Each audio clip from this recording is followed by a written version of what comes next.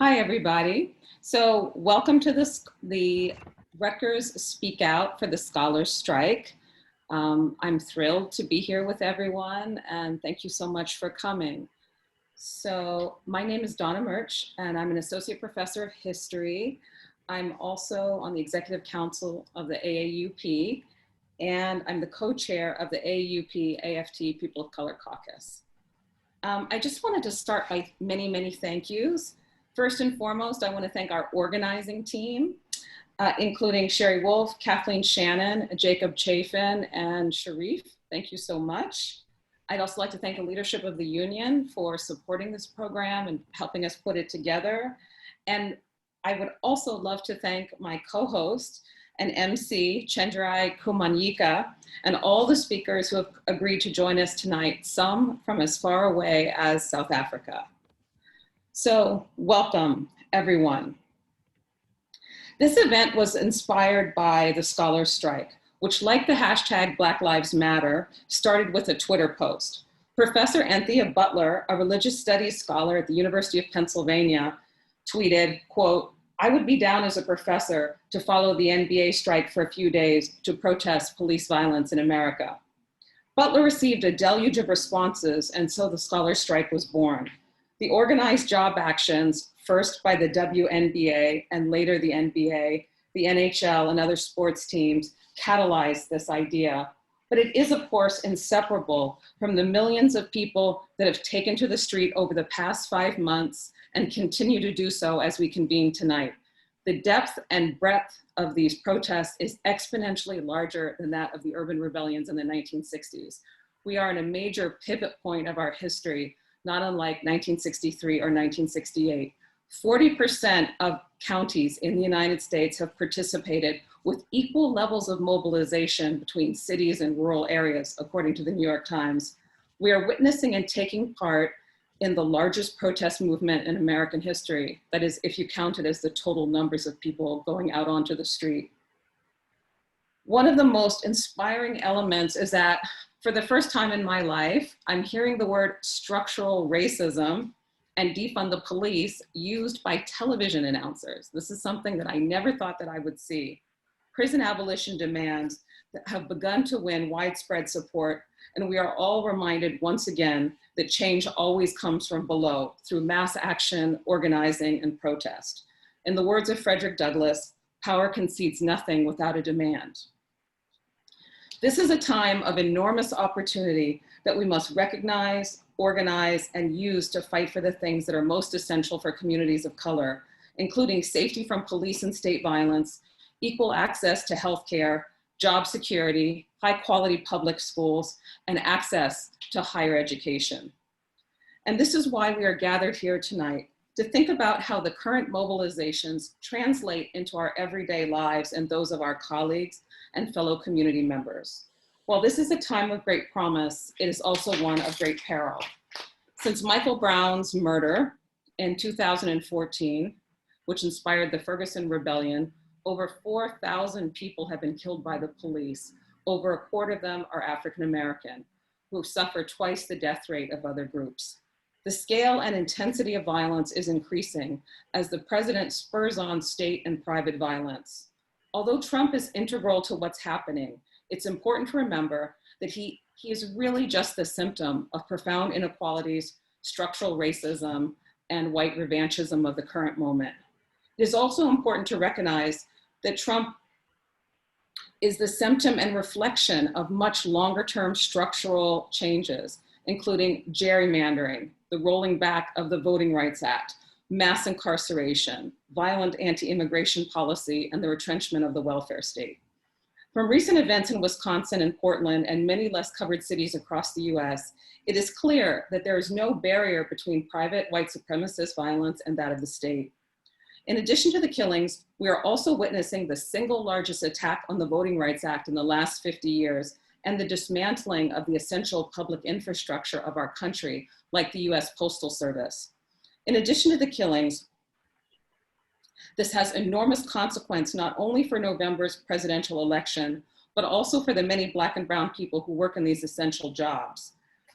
In the 20th century, the public sector has been the spine of Black economic security and upward mobility, and the attack on public infrastructure has enormous consequences for the lives of Black people throughout the country. Closer to home, we are facing similar problems.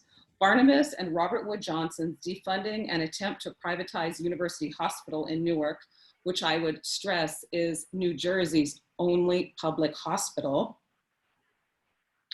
at the height of a global pandemic, has devastating consequences for the Black and brown populations most affected by coronavirus. Similarly, at our own university, over 1,000 workers have lost their jobs and healthcare with disproportionate effects on workers of color. We will be hearing from some of those people tonight. Sadly, there may be more layoffs to come this fall. So we have our hands full, but it's the optimism and possibility of this moment that has inspired us to create this Speakout. We have a unique opportunity to change this country as well as the institutions and places that we call home. So before moving on, I'd like to introduce my fellow MC and co-host, Chenjerai Kumanyika. Chenjerai is an assistant professor at Rutgers Department of Journalism and Media Studies. He is the co-host and co-creator of the Peabody Award-winning podcast Uncivil, which I must say is one of my all-time favorites.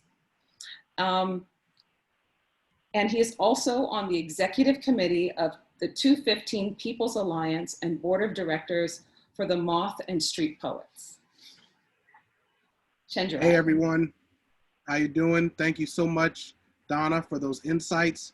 And thank you everybody, all of our speakers and all the people watching for tuning in to this scholar strike.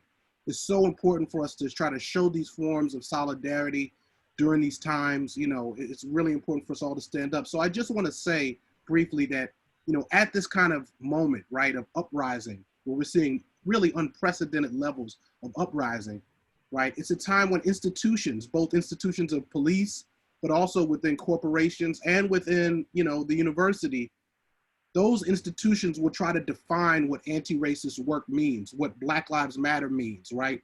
What real struggle for vulnerable people means. And they're gonna try to define it in ways that cause institutions not to change, right? That kind of protects them and protects the powerful.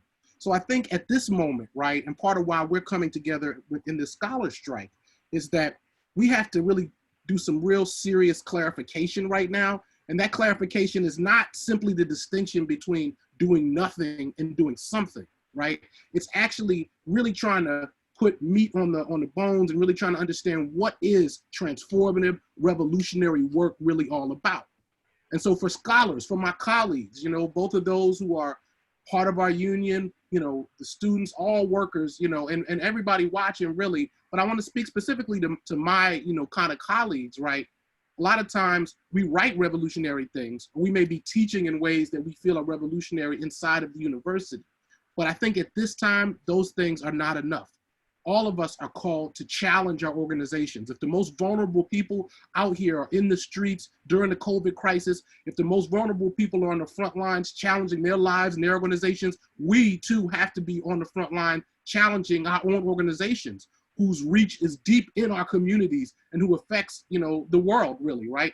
And so I think that's really important. And I just want to sort of welcome everybody into that. And yes, this means putting our jobs at line. I'm not a tenure professor. You know, I do this every time I call Rutgers out, I'm taking a risk, right? But the thing that I think we've learned and we're learning with the incredible work our union is doing here at Rutgers is that the more we work together, the more we use our collective voice and the more we center the common good, right? Not like just what means a salary increase for me or what, you know, racial justice looks like for a professor, not even just for students, but for our whole community. The stronger we use that collective power, right? Our voice is strong and we're getting real strong right now in Rutgers if you understand what's going on. So with that said, I'm really excited to welcome everybody. And I guess we're about to introduce our guests, but before that, Donna, do you want to talk about our allies at New Jersey Communities United? Yes. So we'd like to encourage you to support our allies at New Jersey's Community United and Communications Workers of America,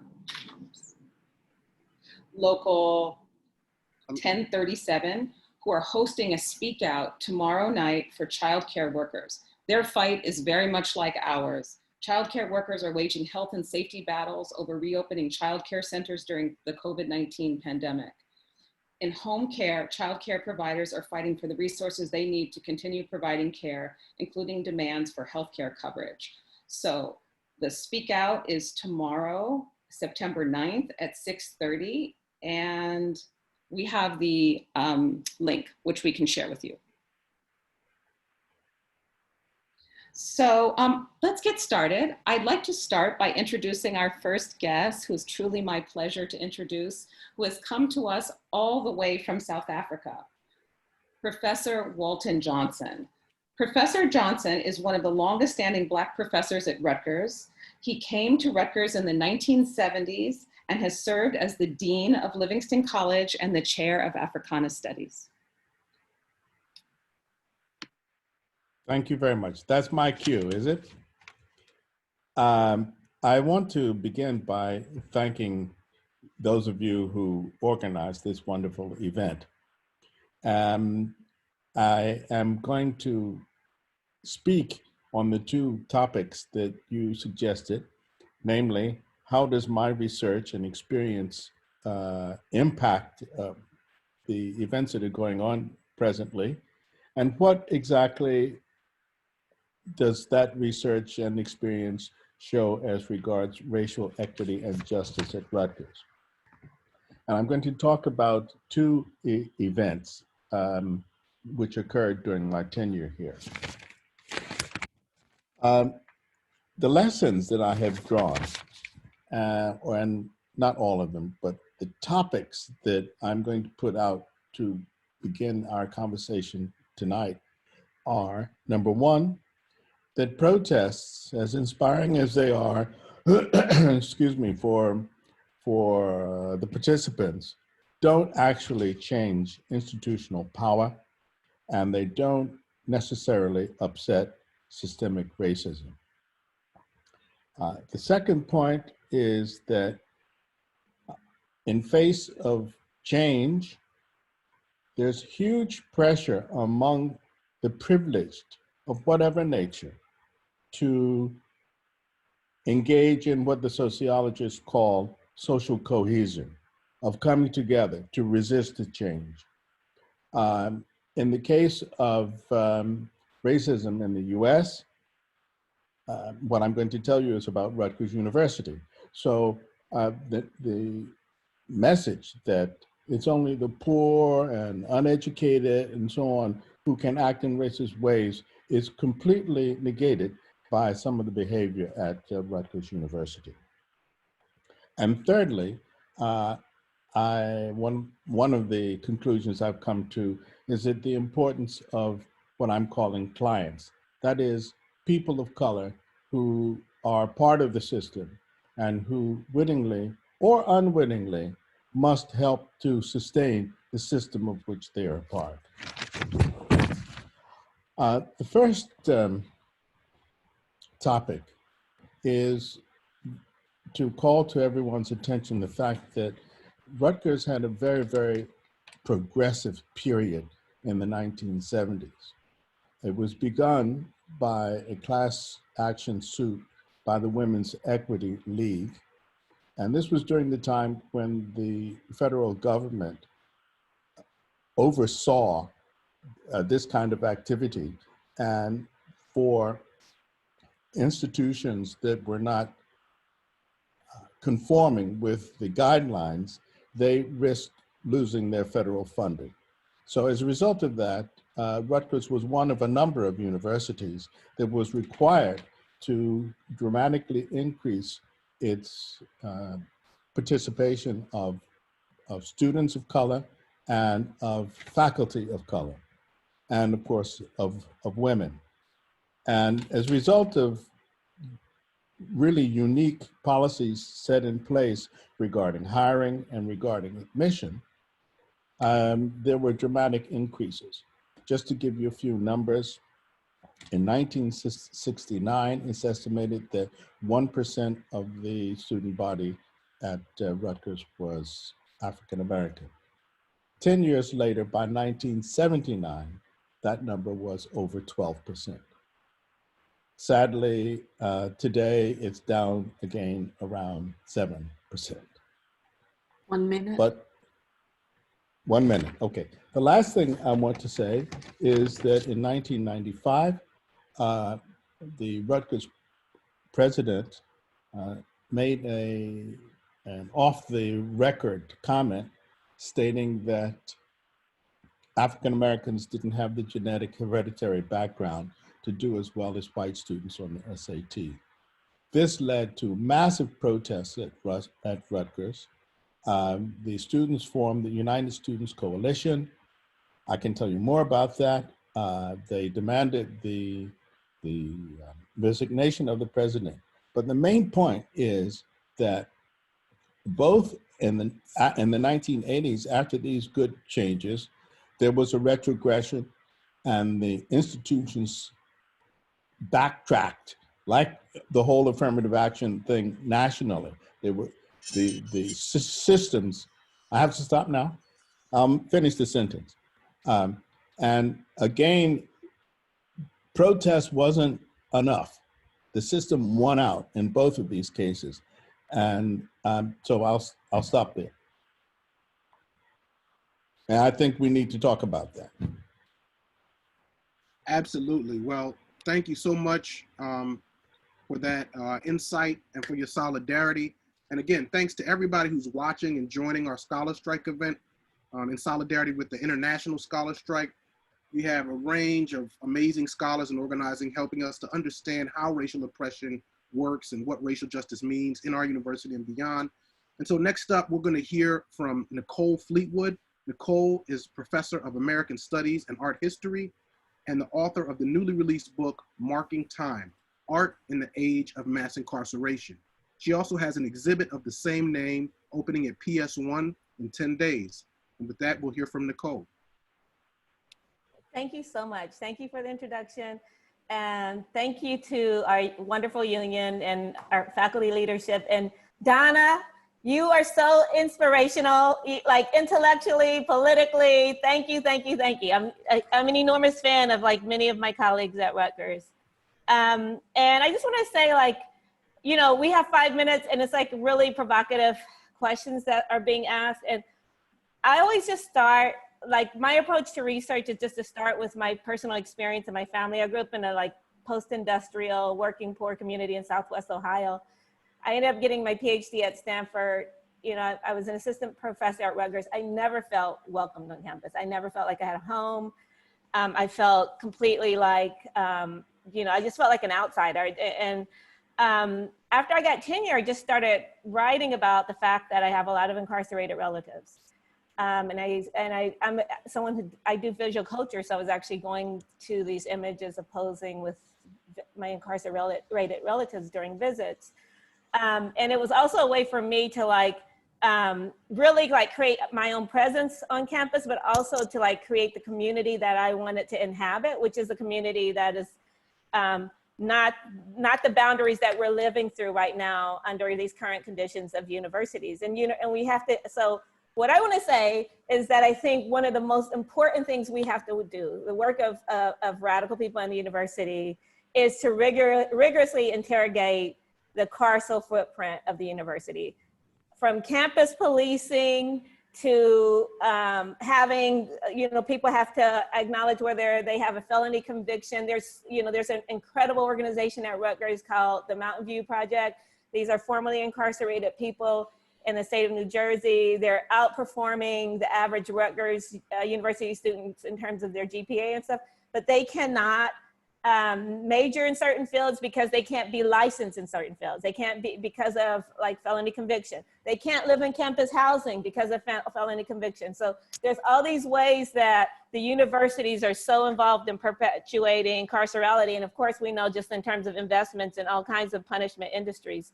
And I always think when I go to Rutgers, which I'm not commuting right now, I live in New York, but I have this really weird, jarring experience of driving through New Brunswick. New Brunswick looks like the town I grew up in, and then going to campus. And in my 15 years at Rutgers, and Walton, is so great to hear from you. It's like, we're living with this apartheid system. We're like totally inhabiting it. And I just have not seen, the radical work of really transforming that, the way that the campus police, the local police really regulate those boundaries, the ways that the university continues to impoverish all the residents of New Brunswick and is involved in speculative real estate and the like. I think part of it is really transforming who we think our audience is, who we think we're learning from, the conversations that we're having. And that's what I'm here for. I think I did that under 5 minutes. Yes, you did. Well under. Thank you so much. Should I say more? I just was trying to get it all in, Donna. Oh, well, thank you so much, Nicole. We appreciate that. Okay. I just also wanted to remind everyone this incredible exhibit. It opens September 17th. Is that right? At PS. It does, and there's timed entry. Like it's free. It's open to the public. You can register online. One of the things I do want to say in terms of just transforming who we're in conversation with, and I don't mean that like abstract. For me, it was like my book is based on 70 interviews with currently and formerly incarcerated people, and that's the basis of the knowledge. And the first release of the book was to prison. So I would refuse to have my book released unless there was going to be a version that was sent out for free to incarcerated people. So that was my first audience. And so I just think that we have to come up with more imaginative, like abolition is really is about creating something otherwise. And part of that is for us to really reimagine how we inhabit space with people. Thank you so much for that, Nicole. So I just want to welcome people who may be tuning in. This is Rutgers Speakout for the Scholar Strike. And we're moving on to our next guest, Mark Hopkins. Mark was just hired by our union, yay for us, as an organizer for Rutgers AAUP-AFT. He's a graduate of Rutgers. He participated in the NJ STEP program that Nicole was talking about, and he is a former professional researcher at Rutgers. Mark? Yeah, hello. How you doing? My name, thanks for the introduction. I have a short, oops, sorry. Thing went backwards. Yeah, I have a short introduction and a part I want to speak on. I really want to just talk about like what this movement means right now and what that means for the university and how we can use that as our leverage in terms of resources to actually reduce the harm inflicted on people who are affected by mass layoffs, as well as the pandemic, the crisis, etc. So to what I understand today's mass demonstrations and the crisis that we face in terms of Black and brown bodies not being valued and actually being silenced and invalidated, as well as humiliated throughout our culture, via social media, throughout our education systems, and of course, as was mentioned before, our carceral and justice systems. Rutgers University has a big spot or place to play in the scheme of everything because they are at the crux of a neighborhood in each neighborhood they're in, or community in each community they're in, where they contribute a lot to everyone who has a stake in living in that community. And many of these communities, all of these communities, are majority Black and brown communities, right? And so this is a time for us to really address how the distribution and the understanding of programs and social welfare can alleviate a public health crisis, and how a university or how any institution that has a stake in our communities, in which we have a stake in that university or institution, how they can be held accountable and how they can work with us and not work against us as if it's a business and that we're competing, right? Because this idea of competition has caused the universities to run like corporations, and they don't want to share information or create mass communities that will allow them to actually move forward and be progressive as educational institutions should be in our society. Instead, they stunt our growth and cause us more frustration, and they cause us to have less opportunities in the long run, because they stifle the growth that we could have by assuming that people need to,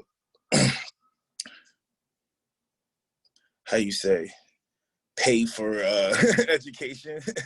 That's really what I want to say. But of course, it's more complex than that. And I know there's a lot of things to unpack in concerning the current mass demonstrations and what a strike on a larger level, especially from faculty members and people in the academic community, could what we can stand to gain from that. I think that the larger academic community has to bear the burden of being leaders, the way that someone else was speaking earlier, Professor Walton, and Chenjerai, sorry if I say your name wrong, but I think they were correct in saying that, you know, we need to make sure that we create the framework that's based on evidence and what has already been happening.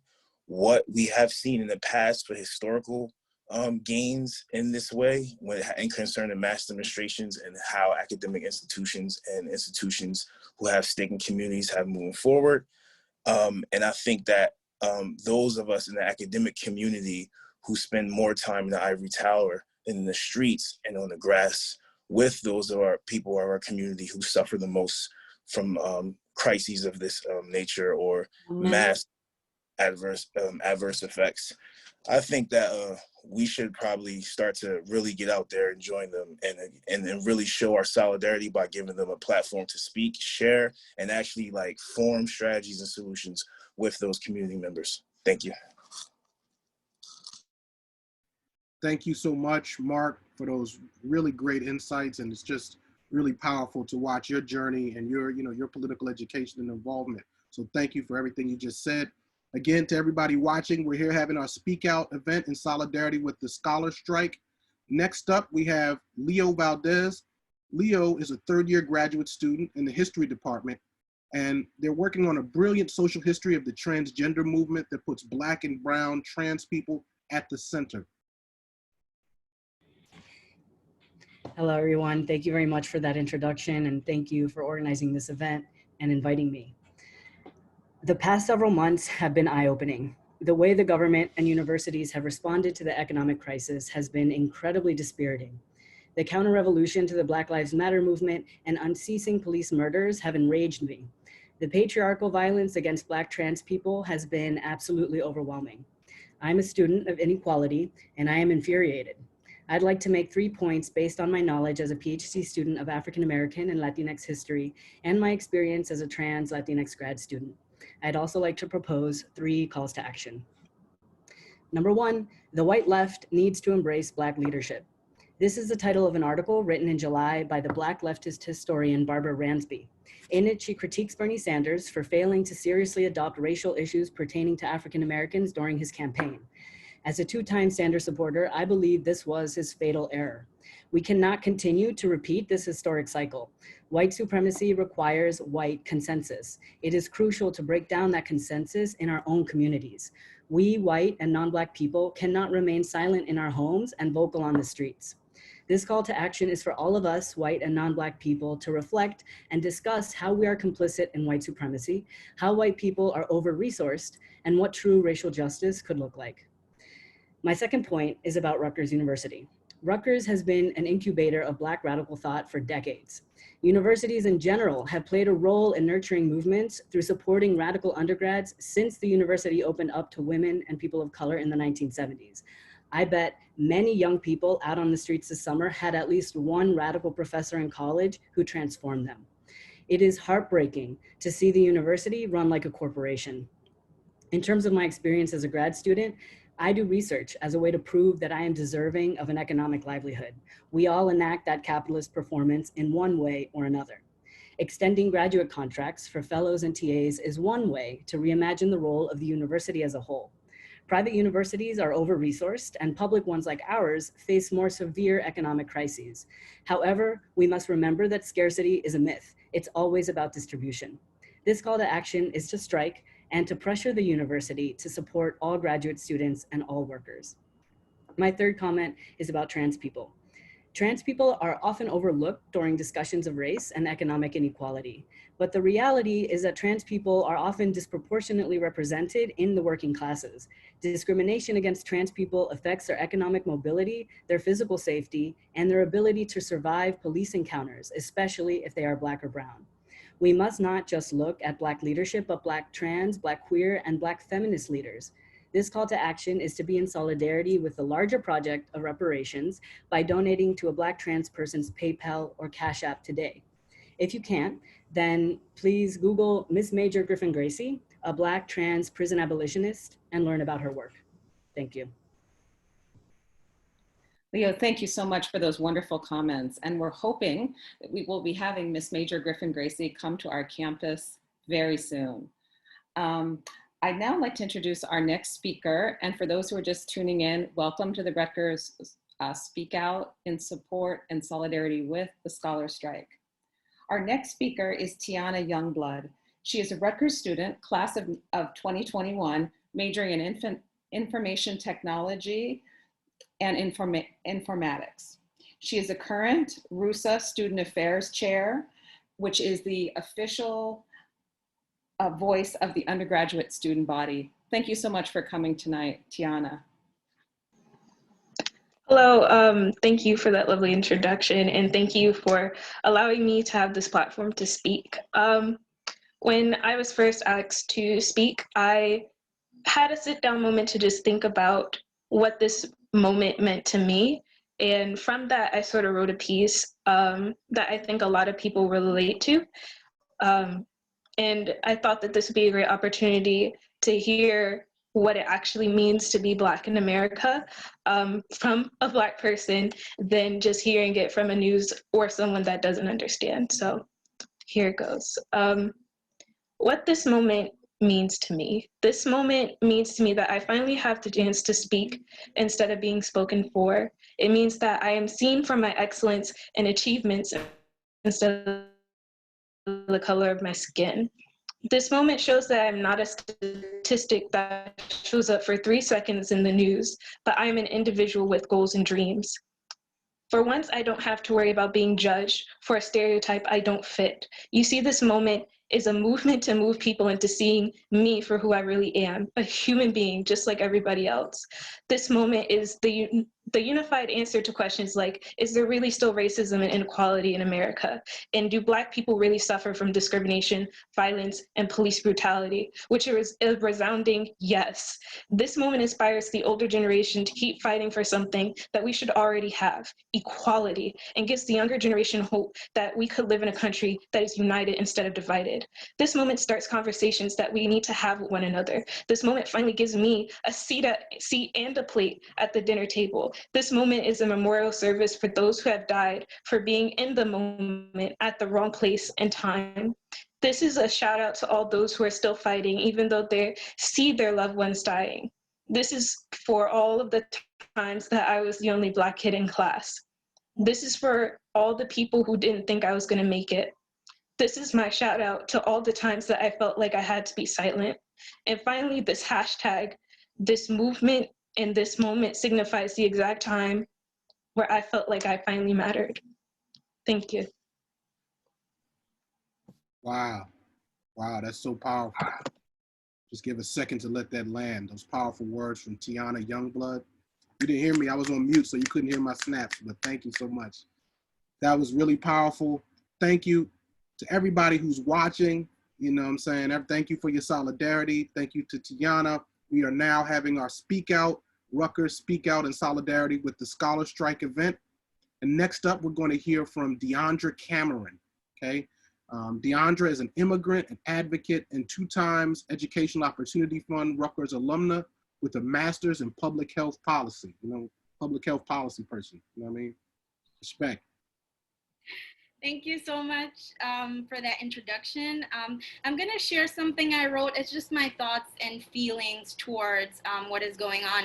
As an immigrant, I think I have been processing a lot. And as a 2-time Rutgers alum, I'm also getting used to America, getting used to public institutions. And so And as a public health student, these are just my thoughts and feelings. So in responding to the prompt, I think we should understand the movement as a cumulative result of centuries of oppression and unjust policies, but also as an ongoing process, and understanding that we might not see real results or a change for another 10, 20, or 30 years because of systematic racism and miseducation, and because of people in places that just aren't ready to agree that Black Lives Matter, right? So there's still a lot of unconscious bias, which means that a lot of these policies that are being implemented, we will sort of proceed in ways that are contrary to policy and procedures.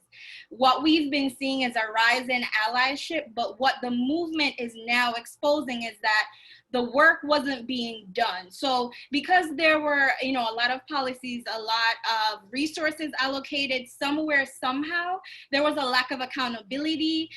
There were resources not evenly distributed, and the people in the places that are supposed to enforce these policies lacked the kind of training and guidance that they needed. So somewhere, somehow, something went wrong.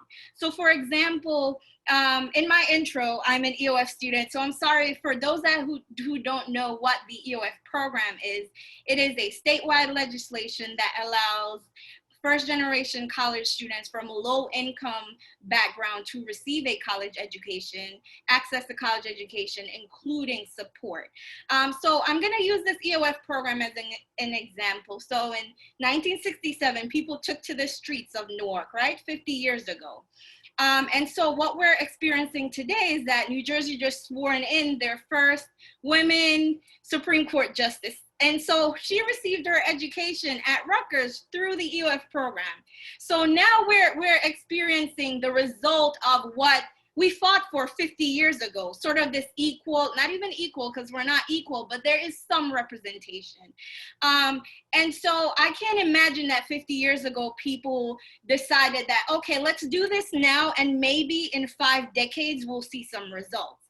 But that is what we know to be true. And that is something that we also need to acknowledge, that this movement is an ongoing process. And because we don't necessarily understand how soon these results might be seen, that we can't give up or water down the fight. We have to keep going, because if that didn't happen 50 years ago, I don't know where I would be, or if I would even have a college education. So the point is that they did, and it still took that long. So in essence, these protests, these movements have been going on over and over again. And what we're seeing is just this cycle that we've always experienced. And the reason we always come back here is because we can't just have policy change, right? We can't just throw resources. We can't just form committees or task force. It has to be more intentional, or as we can see, an entire race will slip through the cracks. And a prime example is the coronavirus pandemic. So African Americans make up 13.4% of the population, but almost 18% of the population that reported deaths from the coronavirus are African Americans. So there's a 4% gap between the number in the population and the number that are dying from the virus, and this isn't seen in any other racial category. So Blacks are more likely to live in densely populated areas. They're further away from grocery stores and medical facilities. They live in multi-generation family homes. They're most likely to take mass transit, so they're more exposed to the virus, and they're twice as likely to not have health insurance or any of the jobs that sort of confer these benefits that offer some type of safety net for these kind of emergencies. So in fact, Blacks have been living in a continuous state of emergency, and now we see we're dying from the hands of the very systems that are set in place to protect us. So for me, racial equity issues run deeper than access. It's not enough to get people through the doors anymore. It is a living wage, it's better paying jobs, it's equal pay for equal work, it's support in these spaces. And that means offering the tools for success, making those available, speaking to the people that need those tools, because only they can really tell you what they need, right? And I think a sustainable environment also includes preparing the table while you're inviting people, because so often one of the biggest failures is putting people at the table, but the menu doesn't change at all. And to me, that's sort of pointless.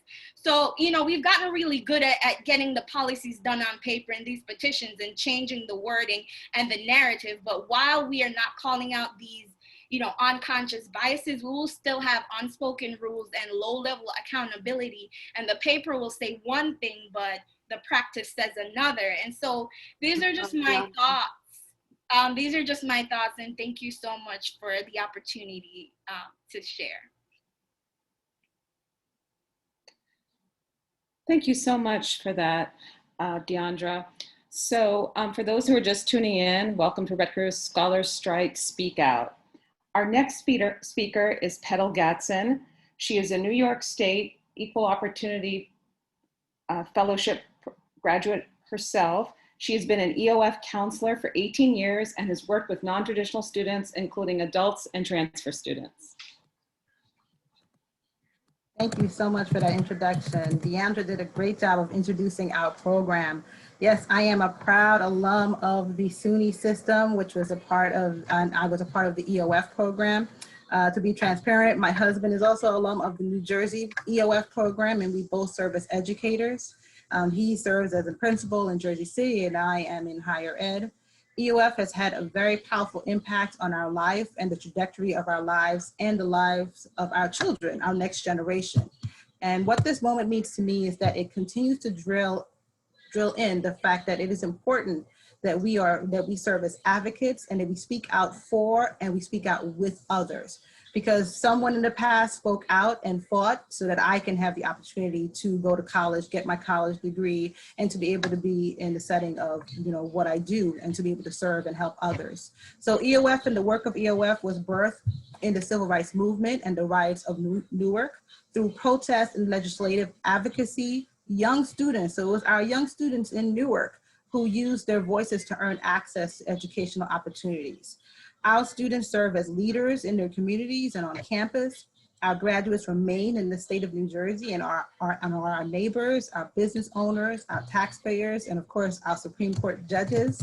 And so we are very proud of the work that we as EOF, advisors and directors, just the work that EOF has done through the last 50 years and the impact. And like Deandra said, yes, we're happy that our students were able to have access, but we do need more moving forward. Many times we state the acronym of EOF stands for an extension of family, and that family extends to the whole family. And so in that sense, I'm talking about parents, siblings, cousins. Once a student gets into the EOF program, they're quick to go back to their previous high school. They're quick to tell their siblings and their cousins and family members about the EOF program and how it's impacted their lives. And the aim of EOF is to help change the trajectory of families. But specifically, my role today is to talk about how a subset of our students have been impacted by the layoffs at the university. Since we're speaking out, I want to talk about some of the workers who were laid off during the summer, such as our dining staff workers prior to the start of the semester, who had children who were enrolled at the university or were themselves enrolled as non-traditional students, lost the benefits of having tuition remission. And so what that means is that if you had this as a benefit and you had planned out, this is what's going to help me in college and help me pay for college or give me the opportunity to go to college. And now all of a sudden, my family has to not only deal with a layoff and the loss of income and not sure if you're going to be able to return back, but also if you're deciding to continue to be in school, you have to come up with that funding and figure out how you're going to pay for that, which in turn just helps to perpetuate the fact that if they're trying to move up and get their college degree, this just helps to kind of hold them back. And for many of our students, they were told, we only have a small subset who this impacted, but it is important. They were told to connect with the Office of Financial Aid to see what possible funding they might be eligible for. But however, there was no guarantees that they would be able to get enough funding to cover all the costs, or not to mention the outside costs, such as books and the additional fees that students had to cover. This also kind of made me think when I first brought this up as a concern was the fact that our students at least have the ability to have advocates and that we can be there to help support and advocate for them. But it also made me think of the other students whose families were laid off, who maybe were not connected with our program, who was there to help advocate for them, and how has this also impacted them. So just want to bring that as a subject that I was concerned about. Thank you for allowing me to speak. Thank you so much. And Petal, I just really appreciate you really fleshing out how those decisions really affect people in terms of, in terms of people's lives, right? People's ability to get education, but also, workers, people who are being affected. This really brings to light the fact that, budgetary documents are racial documents and moral documents. That's where racial power is crafted, in these budgets, so I really appreciate you sharing that experience, and we definitely want to make sure the Educational Opportunity Fund can keep going really strongly. To everybody watching, thank you for joining. We are in our Speak Out for the Scholar Strike, and I just want to give a reminder that we're going to have a couple more speakers talk, and then if we have a little bit of time, we are going to do a Q&A, so you can feel free to put some questions into the Q&A chat. But coming up next, we have Catherine Sacchi and hopefully her daughter, Alyssa Thompson Sacchi. Catherine is a rising junior studying sociology and aspiring to work in higher education as a counselor. And she and her daughter have directly experienced the consequences of being laid off without furlough. And her daughter, Alyssa, is a senior English major and an undergraduate teaching and research assistant in English. So let's hear from both of you in about 5 minutes, just so we can keep it moving, but can't wait to hear from you. Hi, thank you so much for giving me this platform. First, I wanted to say you're right about the planning. That's what workers like me, I worked in dining services, and all my coworkers always spoke about is the opportunity we had as a benefit to rather attend Rutgers or our children to attend Rutgers. So we are considered essential employees. So during COVID, when everyone was bunkered down in their homes, we were called out and told that we cannot get the benefits to stay home with our children. We need to come out and serve. And we understood that's our call to duty. So we came out, we came on the front lines, and we worked. And once everything was done in May, there was no communication. And then at the last minute, they sent a mass email with less than 30 days that you're laid off. Good luck. So that spent a lot of us scrambling, trying to figure out how we're going to afford healthcare, how we're going to afford to send our kids to school. We already took a pay cut even working at Rutgers because our job doesn't translate in amount of dollar-wise in the outside world. So all we had was the benefits as the silver lining, So with that said, I was working in dining services. I went to school for culinary arts. I drank the Kool-Aid for Rutgers. I love Rutgers, because I believed in their mantra. I believed in, we are Rutgers, we are Scarlet Knights, we fight, we stick together, and I'm so into that. I still love Rutgers. But then I found out with everything that Rutgers doesn't love me. They don't love the essential workers. They didn't show that love. They didn't reciprocate what we gave them, which was, we made it a home for everyone. When you came into our dining halls, we made sure you was okay. But I think they did not do the same for us, and I guess that's where I feel a little sad for me and my coworkers and everybody in service, because me being in culinary arts, I said to myself, I want to give back to Rutgers. How can I do this? I went to community college and did my associates within a year. I transferred in only 17 credits from culinary arts, and I did it under a year to get my associates, and I applied to Rutgers, and I got in, and I said, you know what? I want to give back to Rutgers. I want to study sociology so I can be a counselor, so I can continue giving in a different way.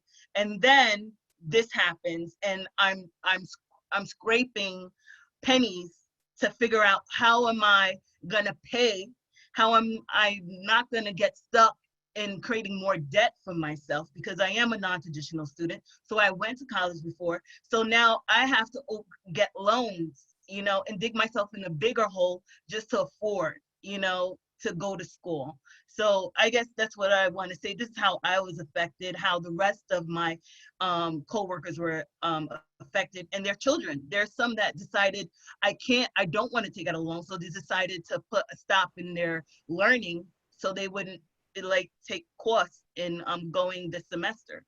And there's no communication on if we're going to get a job, what's going to go on. So thank you. Hi, everyone. Thanks for letting me speak as well. I think that my mom really touched on a lot of the financial issues that we faced. And I think that something that affected me in this, and I think that Deandra and Petal really touched on it, is that I came to the school, and a lot of people like me, you know, we figure out college on our own, and it's sort of, you know, we don't have SAT tutors and things like that in high school. So I was able to find myself in my English major, and I found that, you know, people that look like me don't really populate these studies. And I started to feel like, you know, I can do something with this, and I can speak as a, you know, a Black woman, as a woman of color, and sort of provide a new lens, because, you know, we always read the same white authors and sort of use the same white supremacist lens to analyze things. And I think that, especially in this time, that it was really an opportune for them to cut off a service that really helped me and my mom and, you know, hundreds of people like us who were going to school and getting educated. And now we also have to worry about that. So it sort of backpedals on, I guess, providing a new way to read and to think from a Black person. So now it's not just me being concerned of, am I just going to graduate because I have one semester left? It's, am I going to be, you know, $10,000 in debt because I owe the school money that I never had to think of before? That's really what I had to say about it. Perfect timing. I wanted to thank Catherine and Alyssa for sharing their story, and also to stress that over 1,000 workers have been laid off by Rutgers. And this is especially frustrating to us because our union proposed a work share program in May, in which we would have used the CARE Act and New Jersey benefits program to make people whole and to have everyone in our coalition of 20,000 workers. We agreed to staged furloughs in order to prevent the firing of even a single person. The Rutgers administration refused to do this. Instead, they paid the anti-union law, the union busting anti-union law firm Jackson Lewis $1.6 million since March 2018 to oppose our pay equity program. And they chose a route of large-scale layoffs in which people are losing both their health care and their tuition benefit. This has profound effects, and it didn't have to happen. So thank you, Catherine and Alyssa. So our next speaker is Carter Mathis. He is in the English department and is a specialist in African American literature and African diaspora studies. His first book, Imagine the Sound, Experimental African American Literature After Civil Rights, focuses on the relationship between sound and literary innovation during the 60s and 70s. Carter? All right, can everyone hear me? Good. Thanks so much for inviting me, and I'm just honored to be on this panel with my distinguished colleagues and this community here. I wanted to actually touch on two main points, and one of them has just emerged in listening to many of the points that you all have shared before me. And what I keep hearing is, I think, a really important reflection, which is about experience, you know, and our experiences we have as Black and brown people on this campus. And I think too often, whether we're students or faculty, when we are a part of the university, the assumption is that, you know, we are just part of this kind of machine, and our personal experiences and histories are kind of left at the door. And I was really struck with Nicole's points about, you know, using her research in a way to sort of address elements of her familial and personal history and how it's been impacted in certain ways. And I think that's important for us all to kind of be able to do in whatever ways we can, and to remind ourselves that, you know, we have these rich histories tied to the communities where we're living now, or where we've grown up as Black and brown people, and that those don't need to be sort of extinguished in order for us to fit into this machine of the university. I'm kind of reminded of James Baldwin, you know, to paraphrase him, do I really want to be integrated into a burning house?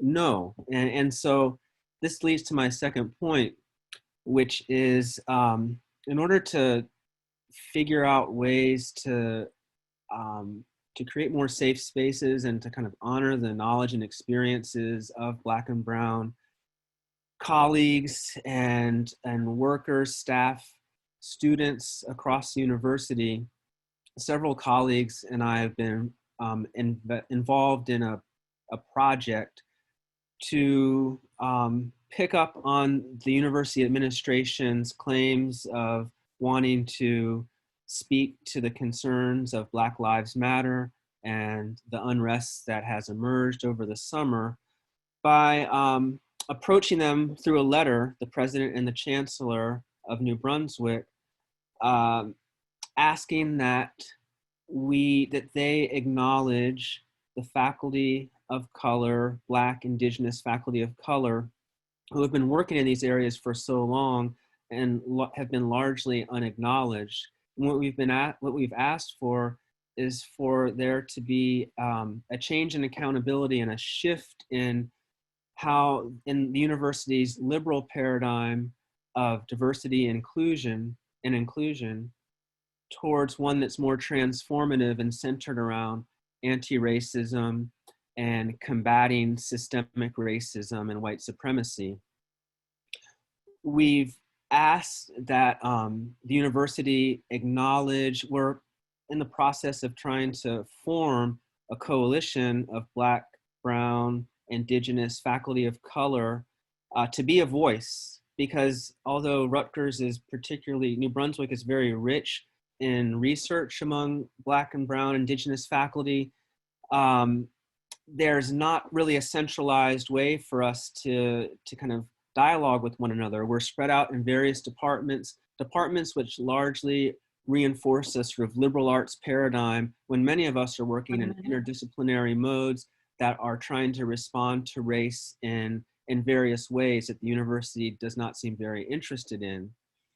So we've asked for a reallocation of resources to help us address this imbalance, various initiatives on various levels of pedagogy and research support that would also go towards addressing those imbalances. And essentially, like I said, a basic paradigm shift in how the university is looking at these questions, from a shift from diversity and inclusion to actively combating racism through the efforts and acknowledgement of the faculty who have been doing this work. And we feel that kind of having this caucus hopefully come together and to have these this letter answered substantively by the chancellor and the president could ultimately put us in a position as faculty to then also create coalitions with staff, students, undergraduate and graduate. That's all I'll say for now, and I can pick up on that more in the Q&A. Thank you so much, Carter. I really appreciate both of those points you made, and perhaps we can find a way to make sure that letter is circulated broadly so that people can see what the contents are, and we can put more leverage behind that. Also, thanks to everyone who's been watching and joining in our Rutgers Speak Out in solidarity with the scholar strike. We just have a few more speakers, and we're going to try to move to a Q&A, but people are putting questions in the Q&A dialogue there. Next up, I'm really excited to announce that we have Kimberly Cook-Chenault, and she's an associate professor in mechanical and aerospace engineering department in the School of Engineering. Dr. Cook-Chenault is also the lead for the Diversity, Equity, and Inclusion Committee for the School of Engineering. Hi, everybody. Can everyone hear me? Yes? Can everyone hear me? Okay. Well, first, thank you so very much for including me in this discussion. I was so excited to receive the email invite, and I struggled with coming up with something written in order to address the questions that were proposed, because this was such an emotional topic for me. So what I decided to do was to just start with some statistics to give you a little bit of a picture of my academic home. So I am, as mentioned before, an associate professor in the Mechanical and Aerospace Engineering Department, which is one of the 9 or 10 departments within the School of Engineering, which is one of the largest units at Rutgers, where we have over 5,000 students and 149 tenure track faculty serve this population of students. And of these faculty, there are about 31 women. There are 5 African Americans, myself being one of them, and there are 4 Latinx faculty and 0 Native Americans. The published numbers or statistics for the other groups, namely Asian and Caucasian, are not noted in our record, but the small percentage of African American and Latinx faculty speak for themselves. So this topic is one that brings emotion because I think that we are part of a group that has been long suffering and invisible for so long that the emergence of the Black Lives movement struck not only a chord as a Black American, but also as a member of an invisible group that I also associate as a parent of a LGBTQ+ as a parent, part of this invisible culture. And so I bring up these statistics to first illustrate that, to also ask for advice and guidance from those faculty members who have more experience and expertise as I initiate our school's first diversity and inclusion and equity committee, because it is a school that is, in my opinion, in some ways in the 60s or 70s in terms of how we look at race, how we look at gender, and how we look at other underrepresented groups that need to have a voice. And my research, because one of the questions was, how does my research and my experience relate to this current movement? Over the last 10 or so years, my home research is smart materials. But I also, as a faculty member over the last 10 years, have been looking at and studying how to best educate engineering diverse communities of people, with emphasis of the intersection of women of color and engineering, and how in many ways the way in which we educate our engineers in some ways disables, disarms, disenfranchises, and excludes. And so I've made a good deal of my time trying to study this and trying to establish pedagogy that fosters a more inclusive environment for students, and looking at how I educate in my classroom to foster an environment. Lastly, am I at the 1 minute? Not yet.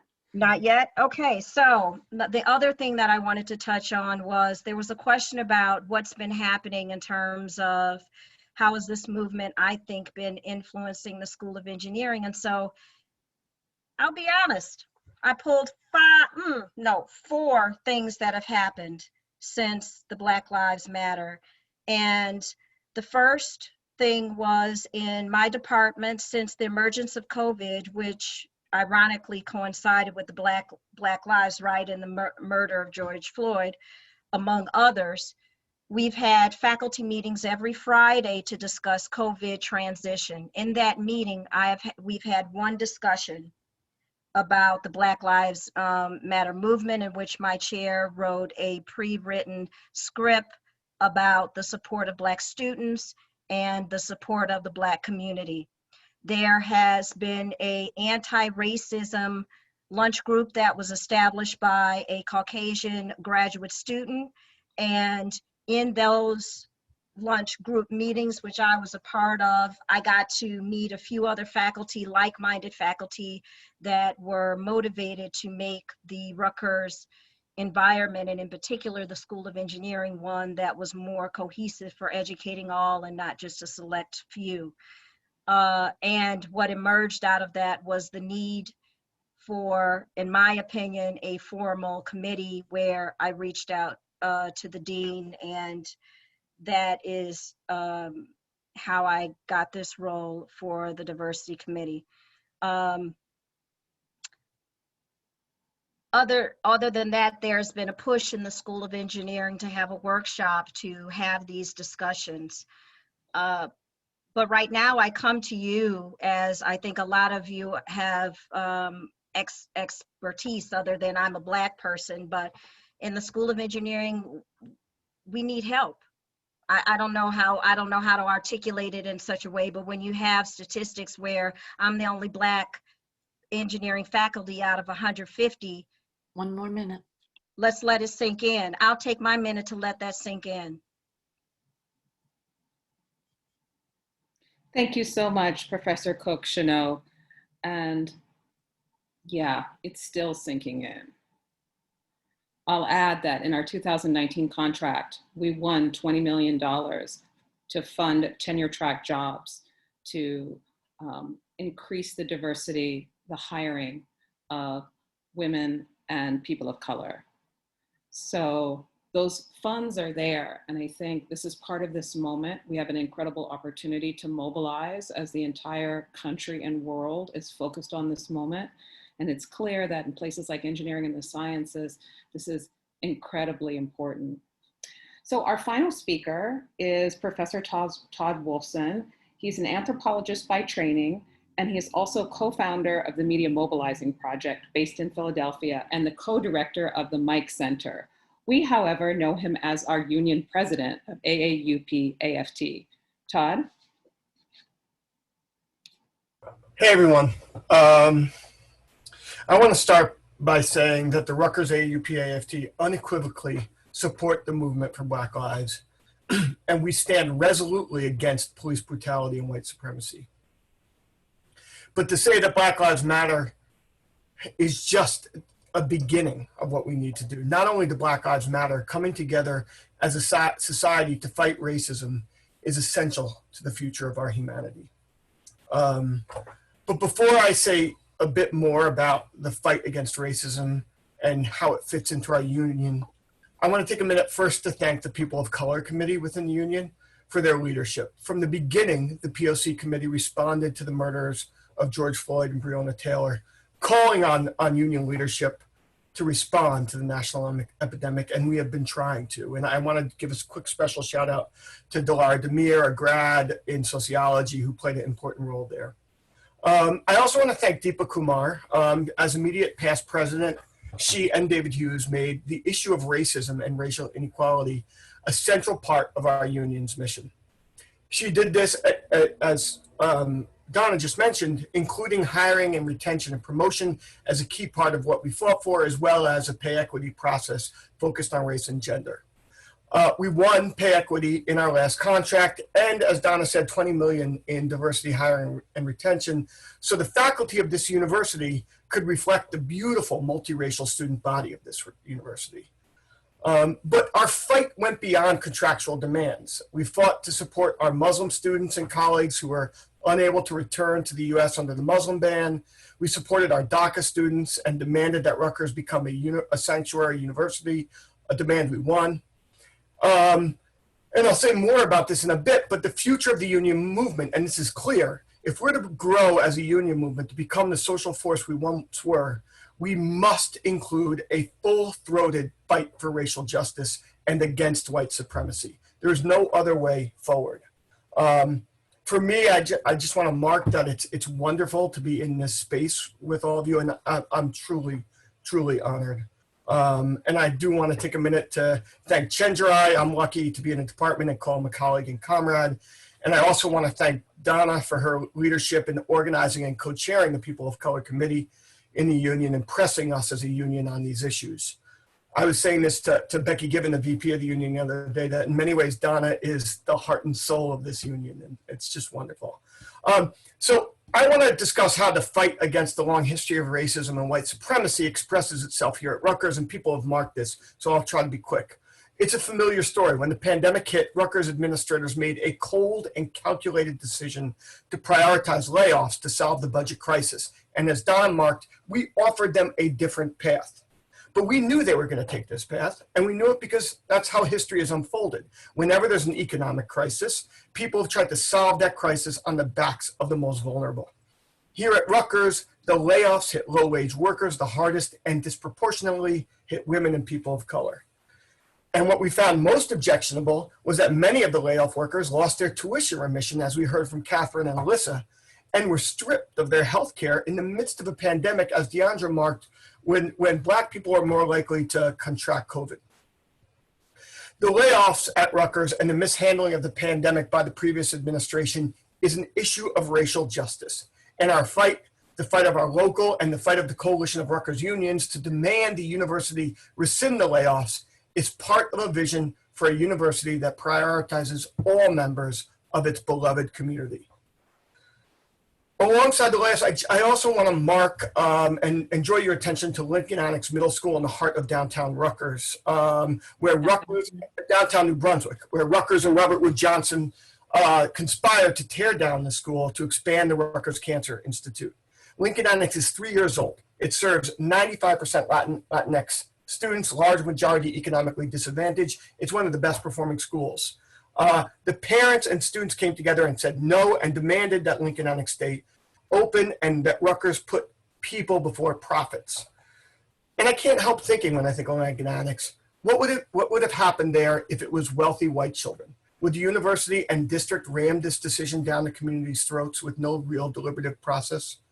And I think we know the answer. And one of the ways to solve and fight back, we're going to have an action that brings together the thousands of layoffs that people have marked and the fight over Lincoln Annex on September 26th. And we ask you all to come out. It'll be safe and socially distanced, but we ask you to come out and join us on Saturday, September 26th to help fight on these fronts. And I want to say this is why it's important to fight racism for unions, because racism impacts our members in various unions, our students, and the members of our community. We cannot stand together to advance a better future for us all unless we take up the problems that impact some of us. There's an old union adage, an injury to one is an injury to all, and that remains true today. But it'd be crazy not to acknowledge that the labor movement has not always been good on fighting racism. If anything, racism has been an Achilles heel of the union movement, where when workers have been divided by race, we have lost. Where we have built multiracial organizing, the story has been different historically. So today, I am inspired by the multiracial protests against structural racism and police violence that have rocked this country over the last few months. And the labor movement must learn from these protests. As we imagine a reinvigorated labor movement that can once again be a critical social force, one that can go beyond the limits of protest, to speak to Walter Johnson's earlier points, it's clear that we cannot sit out the fight for racial justice. Unions at the local and national level must center the fight for Black lives and be a positive force for real social change that addresses the long and difficult history of racism in the country and within the House of Labor. And it's important to mark, we did not call an actual scholar strike for all of us today because we didn't have the capacity as a union to do so. But that's where we need to be in a year or in 2 years if we're going to demand the kind of structural changes we need, both at this university and in this country. But most importantly and immediately, what we can do is we can call on to expel police unions from the AFL-CIO. What's become absolutely clear is that police unions play a reactionary role in supporting and condoning violence against Black people. We cannot support such unions. It also means that we can expand who we organize. Today, 65% of workers think unions are a positive force, yet less than 20% of the workers are union in this country. And unions often and traditionally have ignored low-wage workers, largely people of color. So if the union movement is going to reorganize these jobs and reorganize itself as one of the central forces of racial justice, it must take this fight on. That is the fight of our generation and one that we cannot shirk from if we're to build a truly just and equitable society. Thanks. Thank you so much, Todd. I just wanted to make a quick comment, which is that we have some people queued up to ask questions. If you need to ask a question, then send it to Facebook or to our organizers. But I wanted to thank everyone for their incredible contributions and just for sharing with us so profoundly. So I think, should we start with our first question? Do we have Asada Davis or? Yeah, I'm here. Okay, wonderful. So, hi everyone, my name's Asada and I'm a senior at Rutgers, but I'm also the daughter of 2 Black Rutgers alumni, one of whom was an EOF student, and I'm also the niece of 5 Black alumni, many of whom were the first in their family to go to college. And so I've always grown up hearing so many stories about Rutgers and like just the rich culture that Rutgers has for Black and brown people. And so that was a large reason of why I wanted to come here when I was deciding where to go to college. And so I came to Rutgers thinking of it as the HBCU of New Jersey, and just a space, remembering it as a space where so many people of different economic backgrounds and racial backgrounds could come and find a place to thrive and really find a place to seek higher education. But I've been here for 4 years now, and what I can definitely say is that the Rutgers that I know is very different than the Rutgers that my parents knew in the 90s and that my aunts and uncles knew up through the 2000s, early 2000s. And so that's been very painful for me to watch and to have these different narratives to grapple with. And so it's something that you see in every aspect of Rutgers. You see the disappearance of Black and brown people from this space that was once meant to be their space. Just a place where people could come and receive the education they wanted, and people of different backgrounds could really come to try and find a path to thrive. And it's hurtful to not see that be the case as much these days. And so my closest community at Rutgers is definitely the Honors College.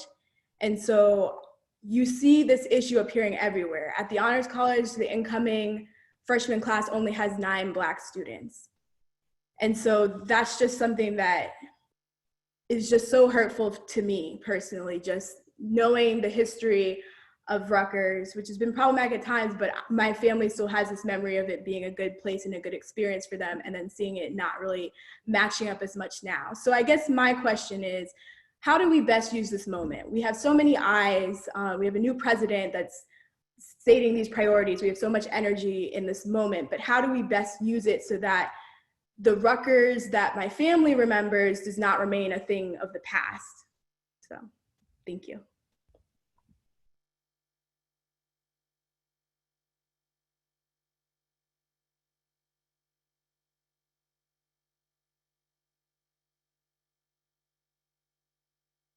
We're going to take a cluster of questions, I think, before we have the panel respond. Do we also have Adriana? Hello. Hi, Adriana. Hi, everyone. Thanks so much to the speakers, and thank you to those of you that are listening at home. So my name is Adriana, and I'm a 4th-year student at the Rutgers Honors College. And I want to take this time to talk about what this moment has meant for me and how it's been addressed at the Honors College at Rutgers. So the story kind of starts with one of my friends who went to my high school with me, and she goes to the City University of New York. And what she noticed is that in this moment, her university maintained their silence. And when she was looking at her university's history and its partnership with the NYPD, she started asking a lot of questions, including why her university didn't have an Africana studies department and why they didn't have a lot of Black educators. So my friend put all these questions together. She started an open letter and a petition demanding change from the university. And when I saw what she was doing, I thought immediately about the Honors College, which, as Asada mentioned, has had a series of issues, and that's where we both spent our first year of university. So the Honors College faces an extreme lack of diversity. But as Deandra from EOF and Professor Cook Chanot mentioned earlier, the problems of higher education run much deeper than even diversity. So within the Honors College, there's a very troubling lack of inclusivity and cultural awareness within the student body, the faculty, and even the actual structure of the curriculum. Just to give a quick example, the Honors College requires every single of its first-year students to take a very problematic mission course, which is centered on performing white saviorism in countries where students don't really have a lot of cultural knowledge. So thinking about this environment at the Honors College, I wanted to try to emulate the approach my friend had taken at the City College of New York, and I began writing an open letter. I thought back to my experiences in high school, where I took this very pivotal class called Racism, Classism, and Sexism that led me, and along with many other students at my high school, to a very, very big change of perspective about the world we live in. So with that class in mind, I centered the first draft of the letter on a race education requirement. After reaching out to involve the voices of Black students and other students of color, two of my friends from freshman year, Asada and Gabby, who will be speaking next, actually came onto the project, and we decided to start completely from scratch. Today, we have an organization called True Inclusion at the Rutgers Honors College. We conducted an inquiry into anti-Blackness at the Honors College and wrote a 50-page proposal for curriculum change. We collected Black student testimonials about experiences at the Honors College, survey data about Black students' experiences, student testimonials, and survey data about that very problematic forum course. And we've been actively working with the deans to implement our proposal.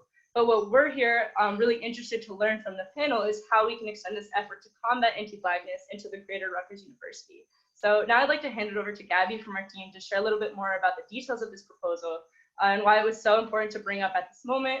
And hopefully after that, we hand it back to the panel. Thank you. Hi, I'm Gabby. I just graduated and I'm doing my master's in public health here at Rutgers University.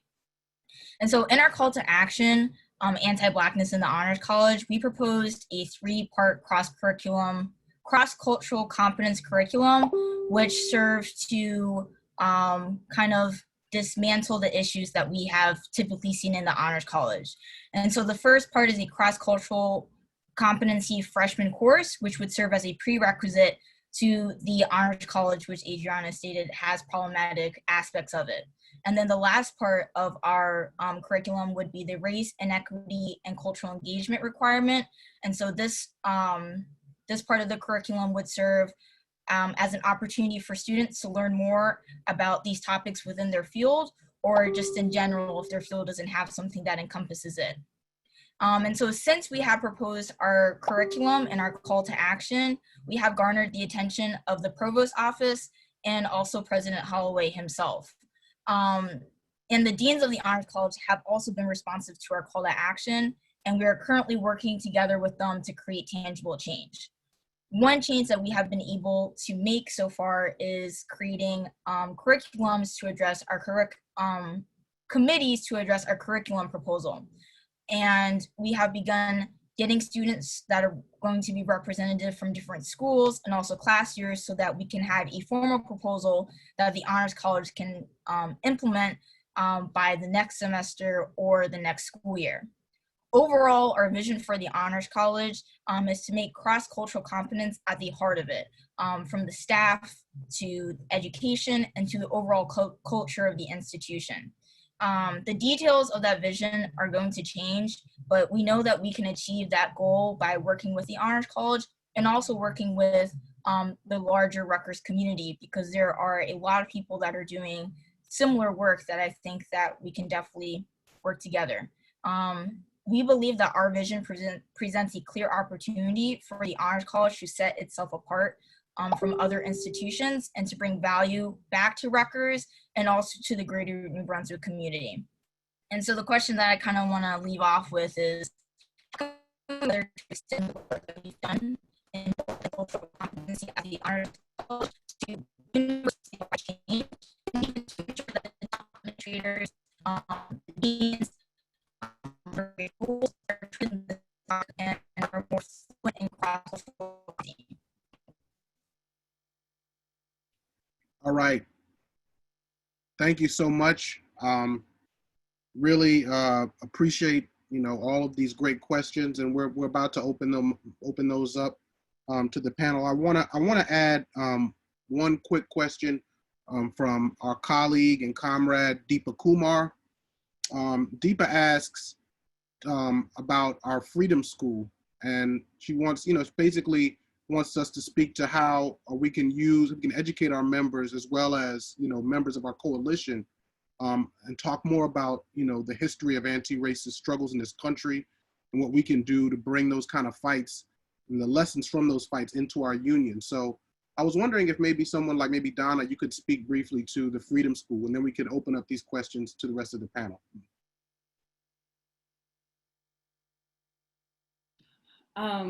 Thank you so much, Deepa. And Deepa is, of course, our former president, who did an incredible job in so many different ways in winning a pioneering contract with race and gender provisions. And it's kind of on all of the work that she's done to build and strengthen our union and to broaden and democratize it, that all of our efforts flow from. I just want to say something quickly, which is that I, with other people in the union, am involved in organizing our Freedom School, and we will be having an event later this fall. And the idea of the Freedom School is to draw our inspiration from SNCC's Freedom School and from Highlander, and to think about the role of political education and struggle. While our universities can be profound sites of inequality, they also can be profound platforms for mobilizing. And one of the important things to remember is that when you look at the protests from the 1960s and the founding of organizations like the Black Panther Party, SNCC, and many other organizations, much of that started with political education and with study groups. So our union has founded a Freedom School, and it's going to be a kind of point of union between many different kinds of struggles. So we intend to bring scholars from outside, activists, but also to have people within our 20,000 member union coalition curate their own discussions. So to talk about things in more detail, like the struggle at Lincoln Annex, to talk about the privatization and defunding of the University Hospital in Newark, which is New Jersey's only public hospital, to think about the organization that's going on among the EOF students, as well as true inclusion, and to bring these different groups of student organizing together. So I just want to do that little PR for the Freedom School, and you will be hearing more from us very soon. All right, I just want to say, you know, I want to at least give our panel a chance to respond to the questions. And then, you know, for those, you know, we're kind of at our time that we promised. So we understand if certain people need to leave. We're going to stay on for at least maybe about 15 more minutes or so to get this to the last round of questions. I see that we have a question in the chat. Someone is asking, I think it was Gabrielle, you got cut off there toward the end. So could you come on and just very quickly restate the end of your question, and then let's open it up to the panel? Yeah, sorry about that. My question is, how can we work, how can we extend the work that we have been doing with cross-cultural competency so that applies to the larger Rutgers community, and also how we can create a way so that deans and top administrators can be trained on cross-cultural competency so that they can deal with student issues better. I don't know if I was still,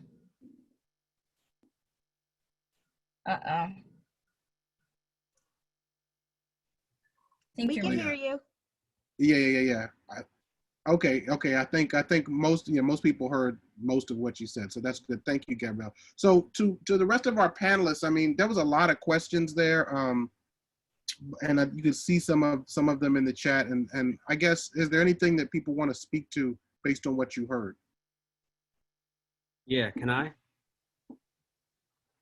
Yes. Yeah, I just wanted to pick up on, thanks so much, Gabrielle and Adriana, for your points. And I mean, it's partly a question, maybe partly an observation. I'm wondering if part of what you all propose to the leadership at the Honors College might involve eliminating standardized testing as part of the admissions. Because I think there's a larger movement now, thanks to, you know, COVID happening and sort of forcing the university to put a pause on some standardized testing for admission to actually make that permanent. And I'm just thinking for the Honors College, it seems to me that if you can eliminate that, and then that forces the leadership, the admissions, to then pay attention perhaps to cultural competency, or, you know, people who are sophisticated, academically rigorous, you know, candidates who have that dimension of cultural competency, which to me is it's honorable to have that, to be like oriented towards anti-racism, and to have that kind of awareness, and those sort of being more of the criteria. But I think it's fundamental on a lot of levels across the university to kind of get rid of standardized testing. I just wanted to kind of add that in. Thank you all, though. If I may, could I hop in as well? Yes. Okay, I didn't want to cut anyone off if they wanted to speak as well. No, thank you. I was very excited hearing this question / hearing that there is something being done in the Honors College, and I hope it does spread. What I would say, like, little shameless plug for RUSA, definitely I would love to work on this initiative with you to sort of get it at the foot of administration and the people that it needs to go to, because I think learning more about cultural differences will actually help instead of hurt this movement that's going on, because I truly believe a lot of problems could be solved if there was just an honest, open, heart-to-heart answer and question, back and forth dialogue.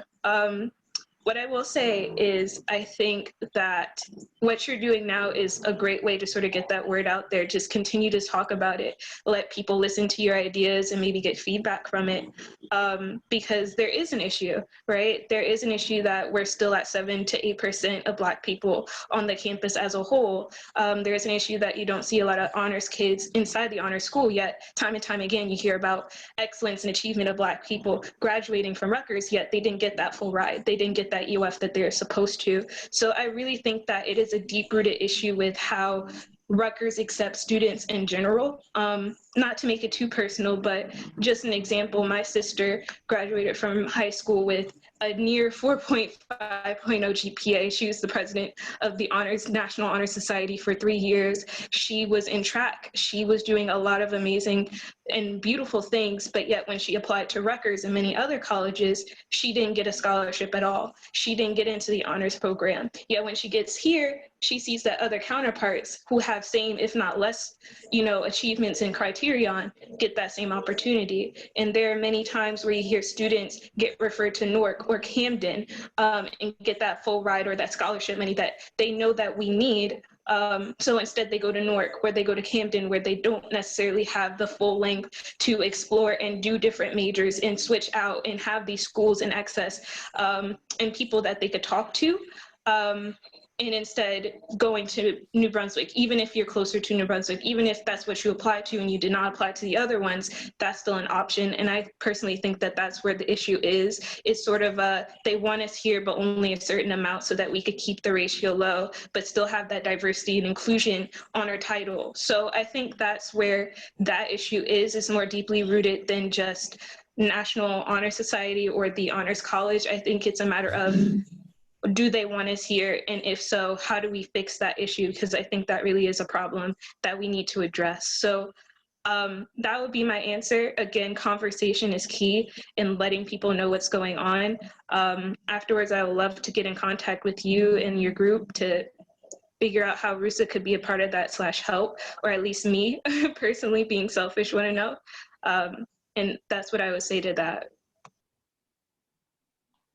Thank you so much, Tiana. Can I say Walton, something? did you have your hand up? Yes, I'd like to just throw in a little comment to the question of how do we go about the change? And I have to say, let me preface this remark by saying, I actually actively research and have been researching this kind of thing in the US, in Europe, and in South Africa. And sadly, I have to say my research makes me very pessimistic. And it's not just on the race thing, but the people who find themselves structurally privileged in society find it very difficult to change. And I think it has to do with the fact that the kind of ideas and values and self-image that one needs to function successfully as a privileged person in a society are the very same ideas and values and whatnot. They're going to make you resist naturally, create a natural resistance to any change in the hierarchy. And I also wanted to, since I spend a lot of time in other countries, I notice, and I think it's important for people in the U.S. to know this. You know, if you go to England or France or South Africa or wherever, it's understood that having an education system that serves all the children as well as possible is in the national interest. That to have a health system that serves all the people as well as possible is in the national interest. In the United States, sadly, somehow it's people, I get the feeling people think that, well, if you win, I lose. And there's no sense of collective responsibility, of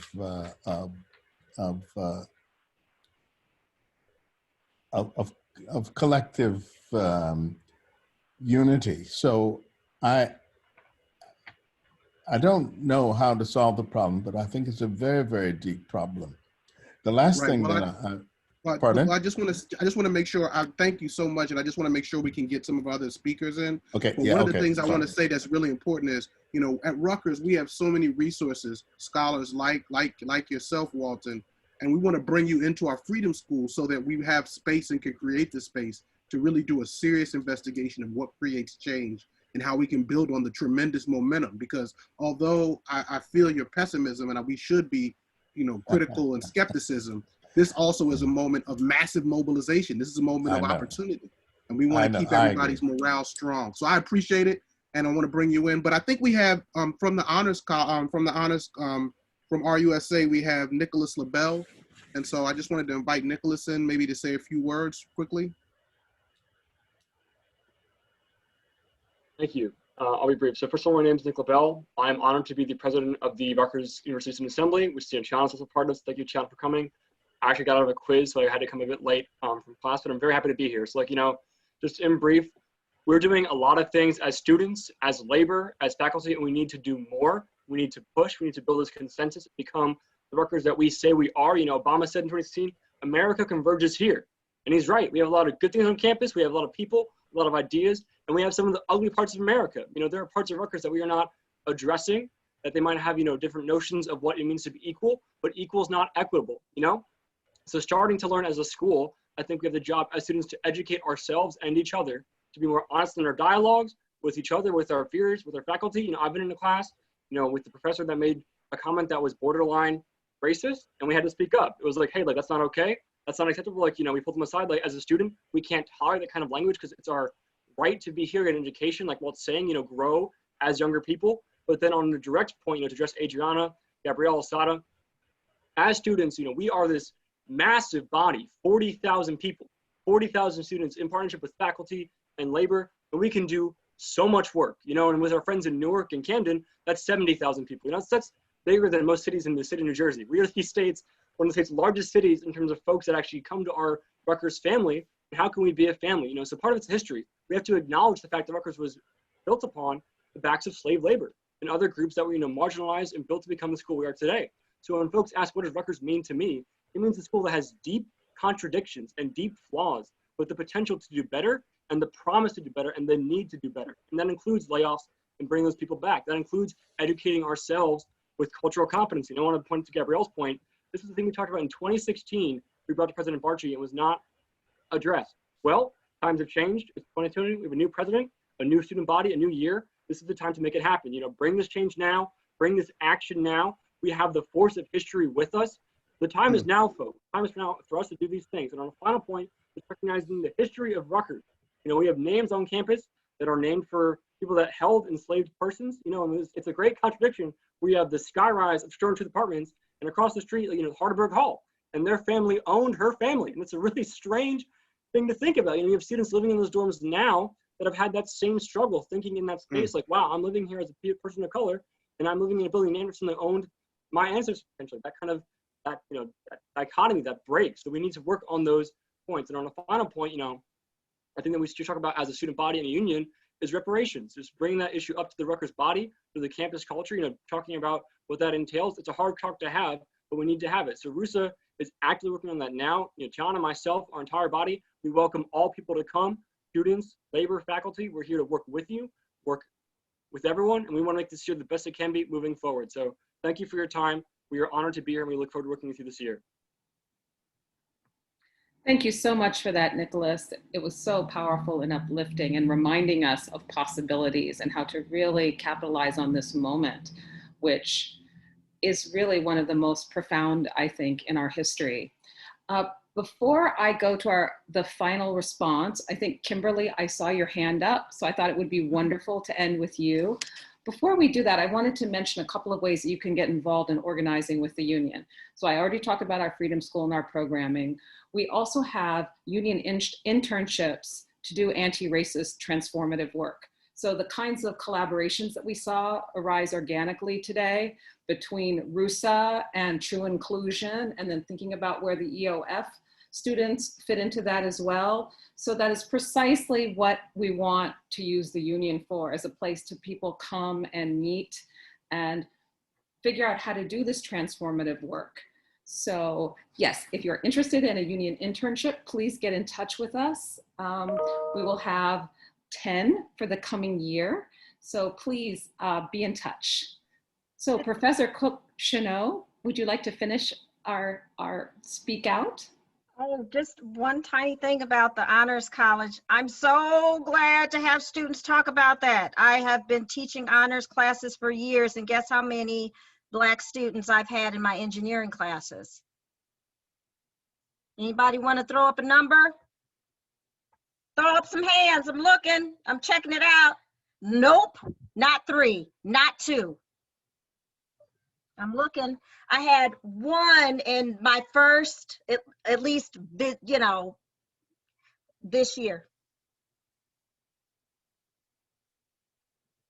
I'm being dramatic with the pause, but the question was, well, the students posed about having some kind of training. I think that there needs to be an upper administration that is in support of these types of classes. I agree with the sentiment that people that are the benefactors of systemic racism, whether they be white or whether they be another ethnicity or nationality too, won't necessarily be in agreement. But if there are formalized rules of engagement that help to restructure this mess, then that, in my opinion, will lead to something better. I think it needs to be formal, and I think there need to be numbers attached to it. Why do there need to be numbers? Because I think it's a problem that I have my honors classes and I get my first Black student, and I've been teaching honors classes for years. I'm old.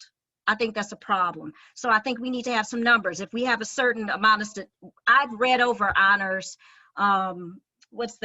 governor school applications before.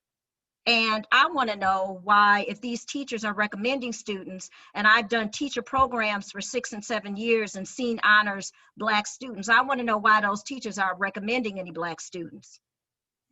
Why? I know why, because I'm a parent. I know why. So if there are numbers attached to what our honors college should look like, because taxpayers are funding it, right? Shouldn't the numbers match what our state look like?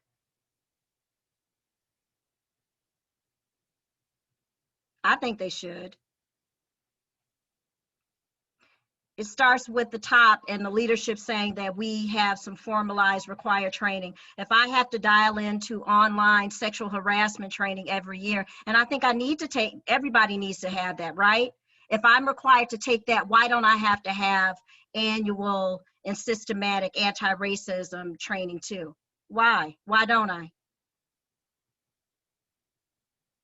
If people don't know what to say or what not to say, then they can learn it through a systematic and formalized educational system, the same way we teach everything else. And if, as a faculty member, I am judged by my scholarship and by my service and by my teaching, and all those in some way are shaped by how I interact with my culture and the people around me, and as a colleague and as a student, well, shouldn't I have to have that same kind of training?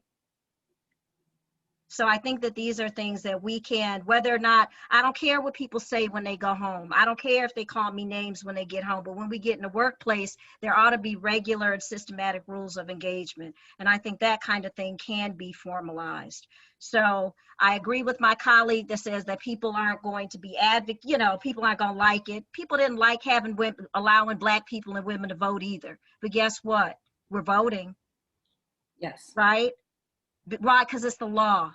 Yes. So let's make some systematic change. Let's change the structure. Thank you so much for that. That is absolutely the perfect way to end. And I just want to thank everyone. I want to thank all of our speakers. I want to thank all of the commenters and the questions and all the people that have attended on Facebook as well as on the Zoom link. And I also want to thank Anthea Butler at the University of Pennsylvania for speaking up and calling for a scholar strike inspired by the WNBA and the NBA and the NHL. So let's applaud her and remember that the scholar strike is going on today and tomorrow, and there'll also be national programming through the scholar strike. And we have canceled our faculty meeting for tomorrow, so in my department. So if you feel emboldened, we have a whole other day. Thank you, everyone, and hope to see you in the Freedom School very soon. Thanks, everybody. Stay safe. All right.